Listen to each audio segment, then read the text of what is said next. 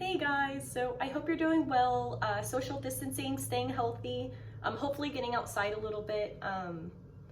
So I went out and I was collecting near Lake Catherine State Park, and I caught two things. So I have today a northern fence lizard and an eastern garter snake. The first that I have is a northern fence lizard. This comes from a family of horned and spiny lizards. There's only two species in Arkansas.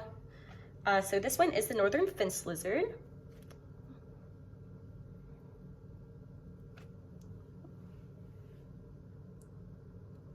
So this one's habitat, it likes to be near a forest edge. It likes a lot of sunlight, a lot of insects to eat, but it likes to be able to retreat into a tree line. If it is not found in a foresty area, they can be found in rocky habitats as well as around your homes in wood piles, on fences, trees, logs, things like that. So the main identification features of the northern fence lizard are going to be on its back. Within the species, there's going to be 6 to 9 crossbars that are kind of chevron shaped, and they are not completely chevron shaped. It does vary. But these darker lines that run down its back right here. Aside from that is that this lizard, their scales are keeled and they do overlap. I'm not sure how well you can actually see that since I am just recording on my phone. But the main identification, aside from that, to tell apart male from female is going to be their belly side. So this one is a male. Let me see if I can show his belly here. So looking at his belly, you can see that he has like that really bright blue, bright green. It's a little bit metallic, but it's surrounded by black. So females actually, they have more of a pale underside. They can have a little bit of a green sheen, but it's not too prevalent. Nothing like the male's expression here. So something interesting about this species is that whenever they are being pursued by a predator, instead of running, they tend to stay pretty still until the predator is in close distance. And in that case, they will end out retreating into trees. They will either climb up, they are great climbers, or they'll stay near the base of a tree. This one kind of was running back and forth between being up high and down low as I was trying to catch it, but ultimately it did end up retreating back towards the trunk of the tree, and that is where I did collect it. So the next animal I have for you guys is going to be the eastern garter snake. It comes from a family of harmless live-bearing snakes, so it is not venomous. However, they do carry bacteria that can cause some infections. But if you're bitten, as long as you clean well, you don't really have a need for concern.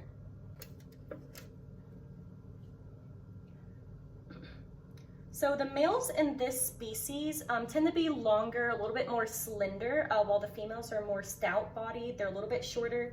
So based off of those characteristics alone, I do believe this is a male. However, I'm not entirely certain. It does vary within the species. And in biology, there is no such thing as always. So the main way to identify this as a garter snake is going to be those 3 longitudinal lines down its body. So the midline right here, if you notice, it has a little bit of an orangey color compared to the more pale colors on the sides. So that line down the middle of its back does vary within the species. So some species it can be yellow, others white. Sometimes it's more orange, even a little bit more of a red. You see that darker area within the lines, they're not all that color. They do vary, so they can be black, they can be brown, or they can be more of a tan color, but they will all have those 3 longitudinal lines. So the distribution of this species is statewide. You can find them near open fields, around creeks or streams, in garden areas even, or rocky hillsides. This one I found near Lake Catherine State Park. It was actually, I was walking on a trail and I saw it, and so I collected it so I could show you guys. So something interesting about this species is that whenever they are feeling threatened, they will often release a foul-smelling odor from their musk glands, and that odor is used to deter predators, you know, to kind of be like, hey, I'm stinky, you don't want to eat me, and hopefully kind of deter them. However, they do have a lot of predators. That includes birds, raccoons, all kinds of things. So aside from just their odors, whenever they are feeling threatened, they will often coil and they will strike repeatedly. Where many snakes will actually strike once just to kind of get their point across, this one will strike multiple times. But those are all the animals I have for you guys today.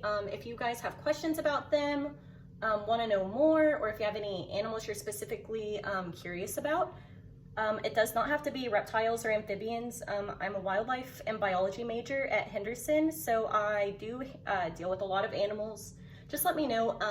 I can kind of keep an eye out as I'm collecting, or just kind of making a video just to kind of give you some information. Thanks, stay well.